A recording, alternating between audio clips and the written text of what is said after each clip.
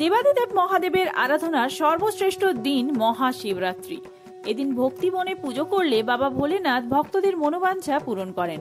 মাঘ মাসের কৃষ্ণপক্ষের চতুর্দশী তিথিতে শিবরাত্রি পালন করা হয়। হিন্দু ধর্মে শিব চতুর্দশীর মাহাত্ম্য অনেক।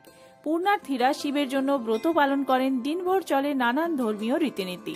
তো চলুন বন্ধুরা, আজকের ভিডিওতে আমরা জেনে নেব এই বছর শিবরাত্রি কবে পড়েছে, শিব চতুর্দশী তিথির সময়সূচি, শিবরাত্রি প্রহর পূজার সময়সূচি সহ পালনের সময়সূচি।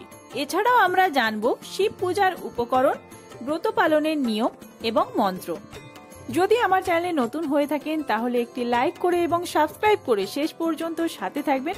আর ভিডিওটি হেল্পফুল হলে অবশ্যই কমেন্ট করে জানাবেন, বন্ধুদের মধ্যে অনেক অনেক বেশি শেয়ার করবেন। সাথে ভোলেনাথের অশেষ কৃপা পেতে কমেন্ট বক্সে লিখুন হর হর মহাদেব অথবা ওম নমঃ শিবায়। ভিডিওর শুরুতেই আমরা জেনে নেব শিবরাত্রি কবে পড়েছে।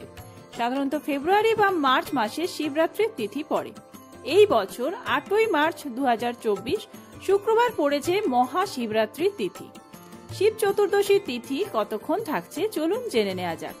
8ই মার্চ রাত্রি 7:58 থেকে শুরু করে পরের দিন 9 মার্চ সন্ধ্যা 5:41 পর্যন্ত থাকবে শিব চতুর্দশীর তিথি। এবার চলুন জেনে নেওয়া যাক শিবরাত্রির প্রহর পূজার সময়সূচি। প্রথম প্রহর পূজা শুরু হবে 8ই মার্চ সন্ধ্যে 6:25 থেকে রাত্রি 9:24 পর্যন্ত। দ্বিতীয় প্রহরের পুজো শুরু হচ্ছে রাত্রি 9:28 থেকে রাত্রি 12:31 পর্যন্ত। তৃতীয় প্রহর পূজা শুরু হচ্ছে 9 মার্চ 2024 রাত্রি 12:31 থেকে ভোর রাত 3:34 পর্যন্ত। চতুর্থ প্রহর পূজা শুরু হচ্ছে 9 মার্চ ভোর 3:34 থেকে সকাল 6:37 পর্যন্ত। শাস্ত্র মতে মহাশিবরাত্রি পুজোর শ্রেষ্ঠ সময় হল নিশীথকাল। এই তিথিতে 4 প্রহরে পুজো হয়। অনেকে কোনো একটি প্রহর বা 4 প্রহরেই পুজো করে থাকেন। শাস্ত্র মতে মহাশিবরাত্রির তিথিতে সন্ধ্যাবেলা স্নানের পর শিবের পুজো করা উচিত। বিশ্বাস অনুযায়ী ব্রত পালনের পূর্ণ ফল লাভের জন্য সূর্যোদয় থেকে শুরু করে চতুর্দশী তিথি অস্ত হওয়ার মধ্যেকার সময় পর্যন্ত ব্রত সমাপ্ত করা উচিত। আবার কোনো ধারণা অনুযায়ী চতুর্দশী তিথি সমাপ্ত হওয়ার পর ব্রত ভঙ্গ করাই শ্রেয়। শিবরাত্রি ব্রত পালনের উপকরণ: গঙ্গা জল, দুধ, ঘি, মধু এবং চিনির মিশ্রণ। সাথে পারলে আপনারা ডাবের জলও শিবলিঙ্গে অর্পণ করতে পারেন। শিবের পছন্দের ফুল: বেল পাতা, ধুতুরা, আকন্দ, অপরাজিতা, কলকে প্রভৃতি ফুল শিবের খুবই প্রিয় বলে জানা যায়। তবে মহাদেব বেল পাতাতেই সব থেকে বেশি তুষ্ট হন। তাই অবশ্যই শিবরাত্রির দিন একটি বেল পাতা শিবলিঙ্গে অর্পণ করবেন। আর মনে রাখবেন সেই বেল পাতাটি যেন কোনোভাবেই ফাটা ফুটো না থাকে, পরিষ্কার, স্বচ্ছ এবং একদম মসৃণ বেলপাতা চাই।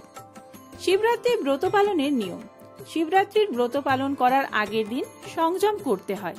এদিন সিদ্ধ চালের ভাত বা আমিষ খেতে নেই। আতপ চালের সিদ্ধ ভাত খাওয়ার নিয়ম রয়েছে এদিন। এছাড়াও কেউ চাইলে ময়দার তৈরি খাবারও খেতে পারেন, তবে সৈন্ধব লবণ দিয়েই রান্না করতে হবে। এদিন সাধারণ লবণ একদমই খেতে নেই। ব্রতের দিন উপোস করে নিষ্ঠা করে কিছু নিয়ম মানলে ভক্তের সমস্ত মনোবাঞ্ছা পূরণ করেন দেবাদিদেব মহাদেব।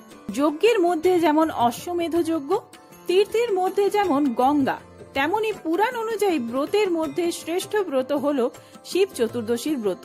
তাই শিবরাত্রির ব্রত পালন করলে ধর্ম, অর্থ, কাম, মোক্ষ এই চতুর্বিধ ফল লাভ হয়। তাই প্রত্যেকে অবশ্যই শিবরাত্রির ব্রত পালন করুন। বিবাহিত, অবিবাহিত সমস্ত রকমের মহিলারাই এই ব্রত পালন করতে পারেন। খুব তাড়াতাড়ি শিবরাত্রির ব্রত কিভাবে পালন করবেন সেই নিয়ম এবং অন্যান্য ডিটেলসে ভিডিও আসছে। সেই সমস্ত ভিডিও দেখার জন্য অবশ্যই চ্যানেলটি সাবস্ক্রাইব করে সাথে থাকবেন। আর মহাদেবের ভক্ত হিসেবে একবার কমেন্ট বক্সে লিখে যান হর হর মহাদেব অথবা ওম নমঃ শিবায়।